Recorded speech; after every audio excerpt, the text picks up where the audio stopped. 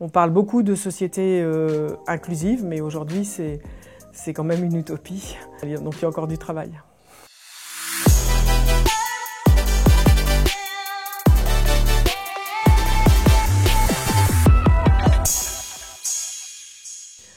Notre association est une association parentale. Elle accompagne des personnes qui présentent un trouble du neurodéveloppement, c'est-à-dire en gros le handicap intellectuel et l'autisme. Aussi quelques personnes en situation de polyhandicap et des personnes en situation de handicap psychique. C'est la défense des droits des personnes en situation de handicap. Et puis de l'autre côté, permettre aux parents d'avoir juste le droit d'être parents.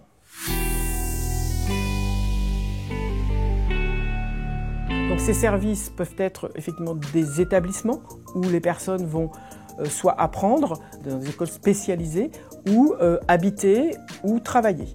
Et puis aussi, on va pouvoir accompagner les personnes par des services qui vont intervenir de très peu de temps à beaucoup de temps selon leurs attentes et leurs besoins.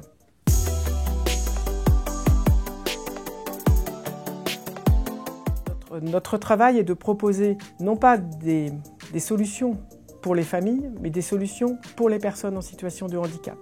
Nous ne pouvons pas répondre à leurs attentes si nous ne disposons pas des moyens pour pouvoir accompagner les personnes, leurs proches. C'est de ça dont elles ont besoin.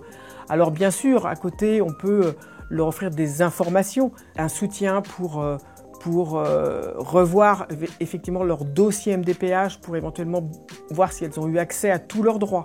Mais vraiment, quand elles viennent nous voir, c'est vraiment pour avoir un accompagnement pour leurs proches. On en fournit quand même à 3500 personnes, mais la liste d'attente est aujourd'hui très importante.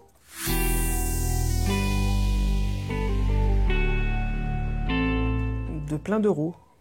Parce que ça a un coût. En fait, il y a à peu près une centaine de bénévoles, mais les personnes ne sont pas accompagnées par des bénévoles. Elles sont accompagnées par des professionnels, qu'on appelle des professionnels du médico-social, et qui ont les techniques pour les accompagner.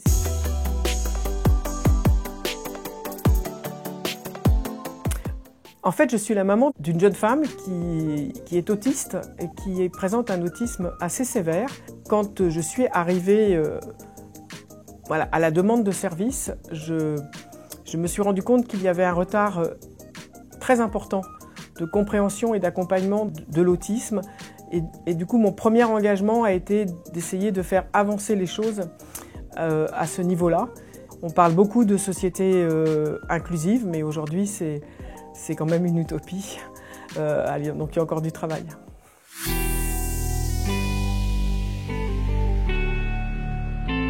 Ils vont s'investir, on va dire, plutôt dans la gouvernance de l'association. En fait, nous avons des groupes de parents là, qui sont en accueil et en soutien des familles qui sont au niveau local.